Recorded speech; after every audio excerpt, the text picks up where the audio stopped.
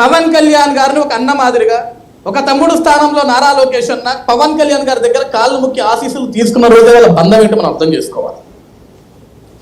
ఇక దానికంటే ఎక్కువ ఆలోచించాల్సిన అవసరం లేదు. ఇక్కడ ఆంధ్రప్రదేశ్ రాష్ట్రానికి 100 మంది డిప్యూటీ సీఎంలు ఉంటారు.